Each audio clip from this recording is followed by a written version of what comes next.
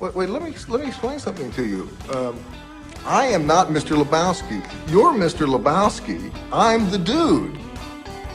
Why don't you make like a tree and get out of here?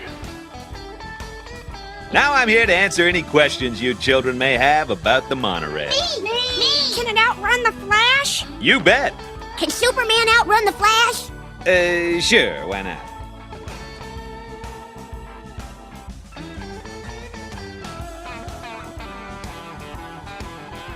It is the Al Travis Show. Lucky to have our next guest on. He's Garrett Jax. Garrett, how you doing, my boy?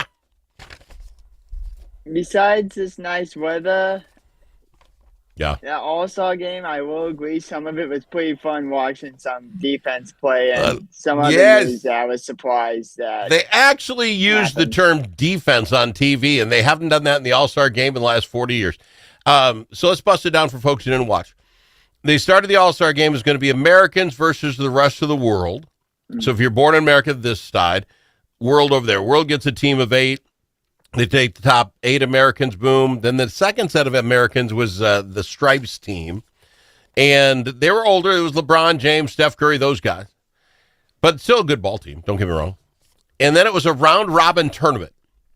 Mm-hmm. So the U.S. played the world team, and the world team comes out. And Victor Wembanyama, right? He's standing there, and Ant is going to jump up against him on the first thing. And I looked at it, I said, I'm done. I'm so glad I was.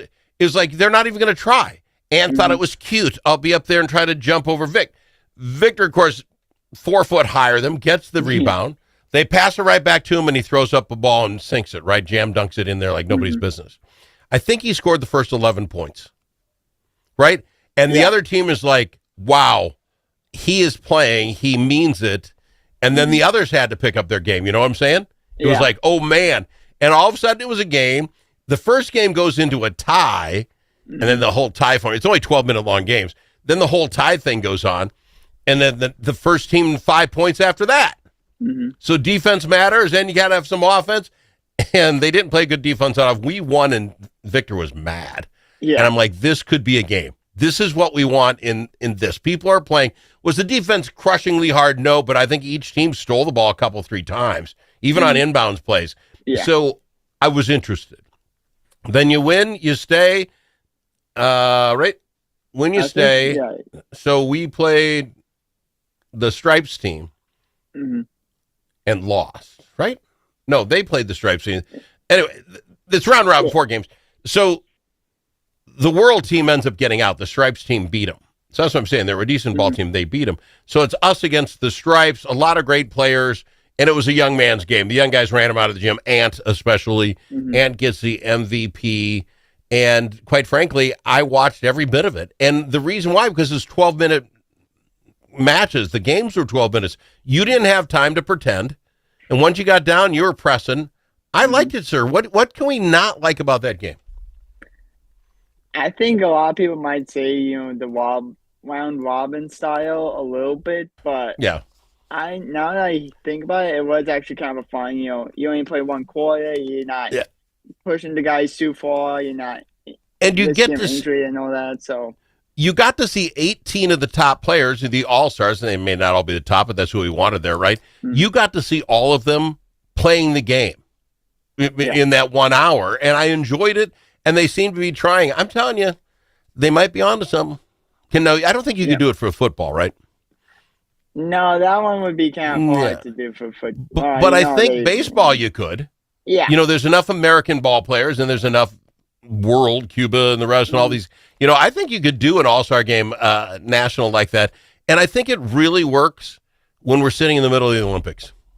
Yeah. Right? It's just that us against them mentality. I loved it a ton. Speaking of the Olympics, you watch any of this? It's exciting when you see it. And some of these sports you watch, you go, I would never do that. The ones where you're bumping down hills on You're on the skeleton thing where your brain's literally 6 inches off the ice and you got and you're just flying down. That's nuts. That is absolutely crazy. A lot of people I've heard say, I could do that sport, and then you go and you watch it, you go, no, I can't do that. No. I'd be crashing. I'd be crashing like Lindsey Vaughn on the Giants. Well, is it too soon? Probably is. But here's the thing, guy. Curling, right? I can watch curling all day. I actually get into the thought behind it and that sort of thing.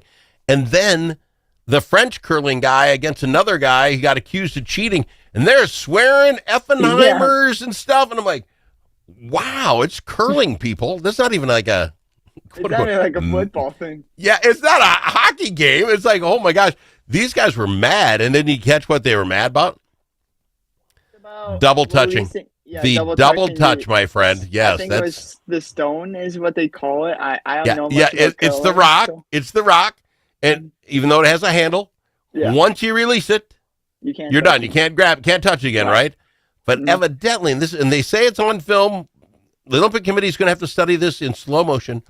When he released it, he then kind of gave it a love tap to give it a little extra or a little spin on her, and all that. That's what they're screaming about. I love that. It's just like, and then you watch it and you go, okay, I see a point, but you didn't have to go out there in the middle of national television to do it. You could have done it privately. I love the fact that they must not have that 7-second delay like they would normally have because they weren't used to anybody ever getting crazy in curling. Because you heard the guy use the Effenheimer came over my TV. Right.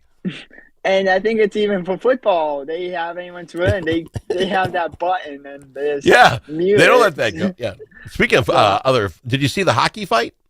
I think it was the Canadians. The Canadians, come on, they were just womping up on like France or something. It was 10-2, the end of the game, and some guy decides he's going to have a fight in there, and they don't allow that. He could be sent home from the Olympic Games. They're about love, not fighting. You know what I mean? I mean, but again, it's hockey, the only sport where they would allow fighting. And you saw what happened last year when I was in Canada, like 12 seconds in, we're throwing punches, we're doing all this stuff. That's the sport of hockey, I guess. It is a part of the tradition of the hockey game. I'll give you that. Sir, I'm always happy to have you on the program. We got the second half, if you will, of basketball to go. Should be fun. I appreciate you being here, my friend. All right. Thanks, Al. All right. He's Garrett Jax on the Al Travis Show. Who knows how to get things done. And you're in luck because that's exactly who we are, your friends at the Capitol, and we deliver results. At Momentum Advocacy, we bring decades of experience in lobbying, public affairs, and crisis communications.